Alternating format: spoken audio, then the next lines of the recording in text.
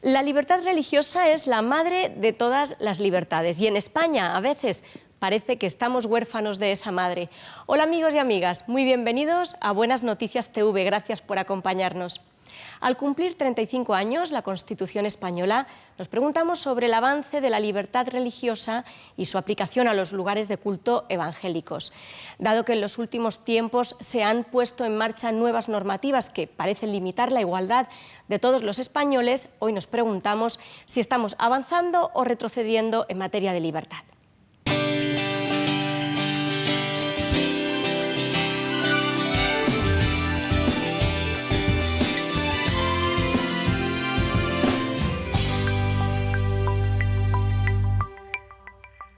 Pues para hablar sobre Constitución española y lugares de culto tenemos con nosotros a Mariano Blázquez, secretario ejecutivo de la Federación Protestante, y a Ruth Álvarez, abogada de la misma federación. Bienvenidos a los dos. Gracias. Pues muy bienvenidos Ruth y Mariano. Para introducir nuestro tema tengo aquí unas fotos que me gustaría enseñaros para ver cómo andáis de memoria, ¿vale? El que primero se acuerde me dice de qué va. Vamos a ver esta foto.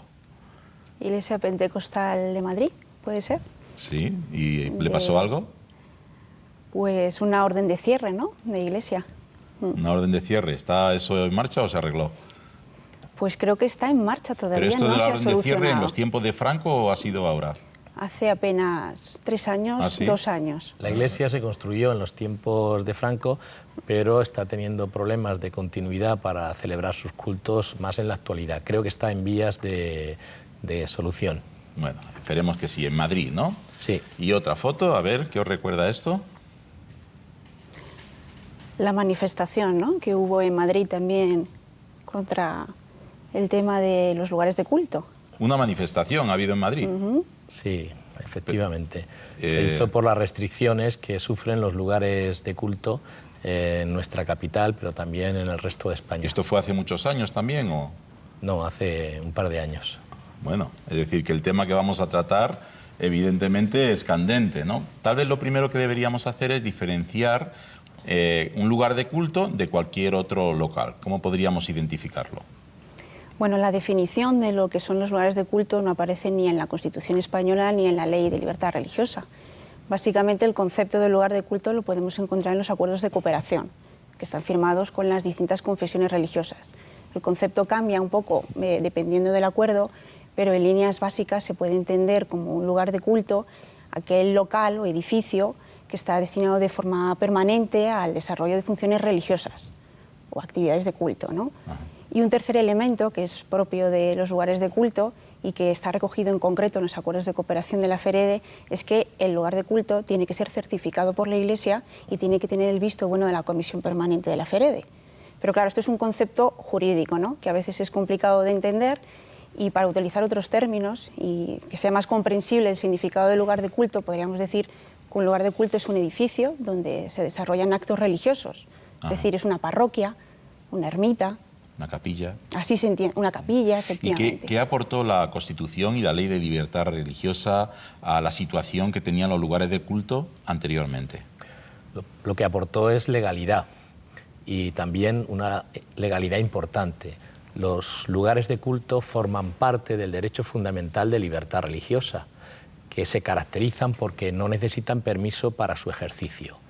Uno, para establecer un bar, pues necesita un permiso, pero no necesita permiso para andar por la calle, no necesita permiso para casarse, no necesita permiso para emitir su opinión, tampoco necesita permiso para establecer un lugar de culto y para realizar las labores religiosas en estos lugares de culto. Es un derecho fundamental, no es absoluto, sí, aunque no necesite permiso previo, sí tiene que cumplir las medidas de seguridad que afectan a todos los lugares públicos, pero ninguna autoridad, salvo que haya una limitación específica, un peligro claro y evidente, puede poner restricciones a los lugares de culto. Y eso se deriva de su naturaleza de derecho fundamental. Ajá.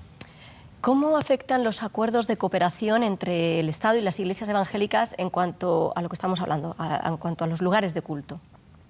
Bueno, en concreto los acuerdos de cooperación, además de dar una definición de lo que son los lugares de culto, lo hace a efectos de protegerlos, ¿vale? Entonces, establece una serie de derechos a favor de las iglesias, de los lugares de culto, que lo diferencian de otro tipo de actividades. Por ejemplo, se recoge que los lugares de culto gozan de inviolabilidad. También se dice que los lugares de culto no pueden ser expropiados sin antes ser escuchado a la Comisión Permanente de la FEREDE. Y también se menciona que no pueden ser demolidos hasta que sea privado de su carácter religioso.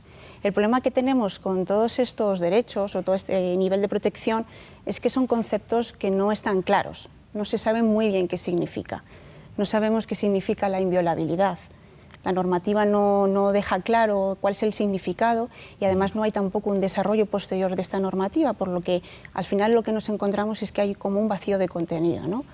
Además, en aquellos casos donde, por ejemplo, se ha decidido demoler un local, que ha ocurrido también, por desgracia, ¿no?, pues ni siquiera se siguió el procedimiento establecido por los acuerdos. Entonces, en la práctica, aunque se ha recogido y se ha regulado, realmente no sabemos cómo se puede llevar a cabo esa protección.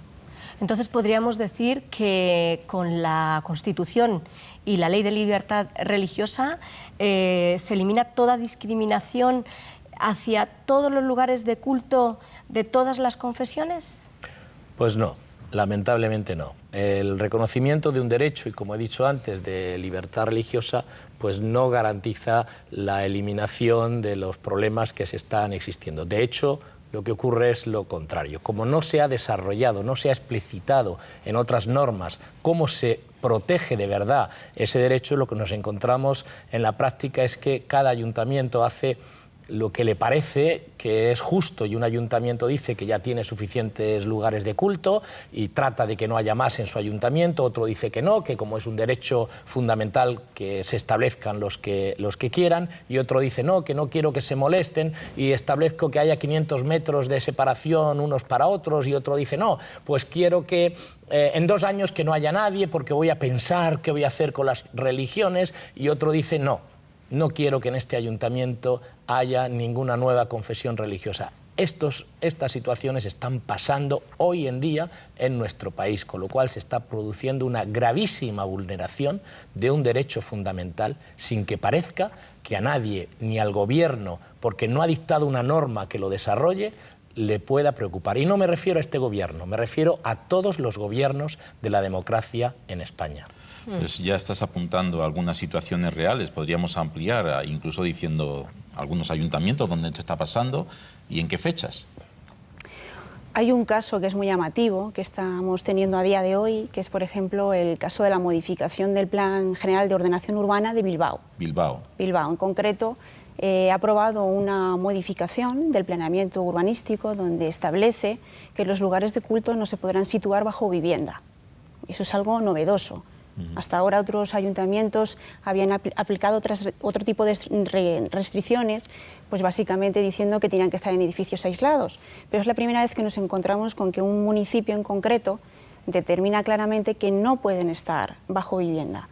Y lo más grave es que no justifican el motivo por el cual debe de ser así, ¿no? Entendemos que en este sentido hay una clara vulneración del derecho fundamental, primero porque no se están respetando los principios constitucionales, no se está garantizando que una iglesia pueda establecerse en este municipio, y segundo, no justifica el motivo técnico por el cual entiende que los lugares de culto no pueden estar situados bajo vivienda. Es decir, que en Bilbao se podría instalar un bar debajo de una vivienda, pero no una capilla. En principio, parece que sí. ¿Y qué propuestas tiene la Federación Protestante para enfrentar esta situación?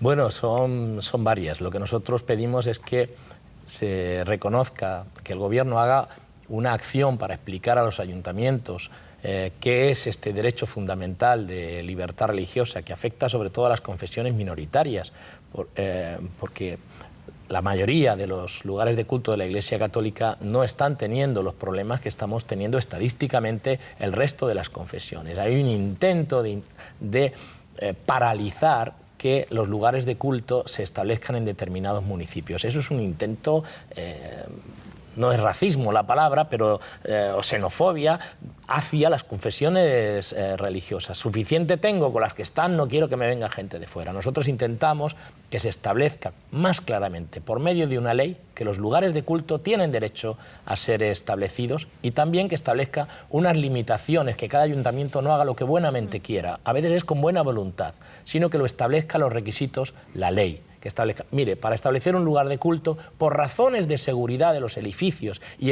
evitar molestias, tiene que garantizarse que el ruido sea tal, que la electricidad no haya ningún problema eléctrico, que haya seguridad de las personas. Y una vez garantizado eso, existe libertad. Por eso nosotros entendemos que lo que debe realizarse es una comunicación. La confesión religiosa que se establece comunica al ayuntamiento que se establece en ese lugar y adjunta una documentación técnica en la que garantiza que cumple los requisitos de seguridad e higiene de los edificios. Si no es así, que se hagan acciones, pero nunca acciones preventivas como si se tratara de personas que son delincuentes. Supongo que también las iglesias evangélicas tendremos una responsabilidad, tendremos que cumplir algunos requisitos o dar nuestros pasos, ¿no?, para que de alguna forma esto se solucione, ¿no? ¿Cuáles serían vuestros consejos? Bueno, básicamente una iglesia lo que tiene que entender que está ejerciendo un derecho que es fundamental, pero que también tiene límites, y el límite está en el orden público. Es decir, hay que proteger la seguridad y la salubridad del resto de edificios y de las personas que nos rodean. Hay que actuar para tener una adecuada convivencia social, ¿no? Entonces, eso pasa porque las iglesias sean respetuosas con las normativas de seguridad y salubridad. Tendrán que tener en cuenta la normativa en relación al aforo, a la seguridad, a la estructura del edificio, a la salubridad. Es muy importante, ¿no?, porque en muchas ocasiones, por no tenerlo en cuenta, a veces los ayuntamientos actúan en sentido contrario, ¿no? Y quizás también es muy importante que tengan en cuenta que a la hora de escoger locales deben de hacer unas mínimas investigaciones. Si yo tengo la intención de buscar un local en un municipio en concreto, sería recomendable pues averiguar qué tipo de normativa es la que se está aplicando en ese municipio, si se permite el uso religioso en ese local donde se va a situar la iglesia, o, por ejemplo, averiguar los requisitos técnicos que me hacen falta para obtener, en su caso, una licencia. Y lo conveniente, además, sería ir acompañado de un técnico que tuviera estos conocimientos y que pudiera interpretar correctamente lo que le están pidiendo. Para eso, desde nuestra federación ofrecemos también un servicio de asesoramiento para intentar que los problemas sean los mínimos posibles. Hacemos también un llamado a la responsabilidad de las confesiones religiosas, de las iglesias, para que su presencia dentro de un municipio, dentro de una comunidad, sea lo más amable, lo más constructiva, lo más positiva posible y que se haga las cosas lo mejor posible. Hay cosas que no se hacen bien por parte de los ayuntamientos, pero hay cosas también que no se hacen bien por parte de las iglesias y nosotros tratamos de ayudar a las iglesias para que se hagan las cosas lo mejor posible. Pues han pasado 35 años de la Constitución. ¿Pensáis que pasarán otros 35 hasta que todo esto se arregle?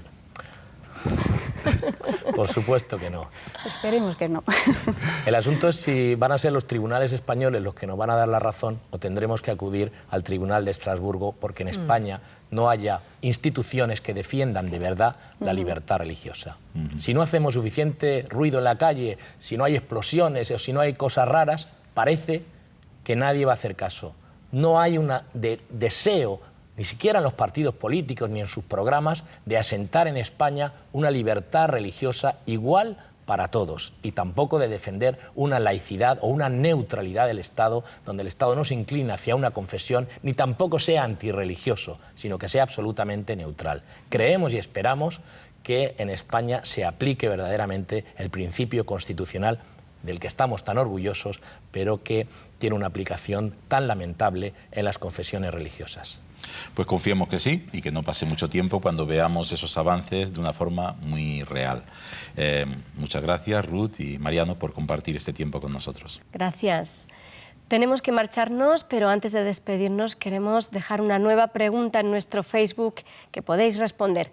Y es la siguiente: ¿qué limitaciones de la libertad religiosa habéis sufrido últimamente? Entra en el Facebook de Buenas Noticias TV y responde. Déjanos también tus comentarios. Queremos seguir animándoos a leer la Biblia y por eso queremos regalarte este Evangelio de San Juan. Llámanos al teléfono 91 743 4400 y te lo haremos llegar gratis. Es un regalo que hacemos como parte de la campaña permanente de promoción de la lectura de la Biblia de las iglesias evangélicas. Y el teléfono, repito, es el 91 743 4400. Para los que formáis parte del Club de Amigos, este es el libro que vamos a sortear esta semana. Valencia Evangélica, del pastor y escritor Jesús Millán Martínez. Un libro que habla de los 125 años de presencia evangélica en el Levante. Si quieres que sigamos regalando la Biblia en nuestro programa, hazte parte del Club de Amigos. Llámanos ahora al teléfono 91 743 4400. La semana próxima celebraremos junto con la primera Iglesia Bautista de Madrid su centenario. Más de 100 años predicando a Cristo en Madrid. Os esperamos, no os lo perdáis. Muchas gracias por vuestra atención y no lo olvides, tú vales mucho para Dios.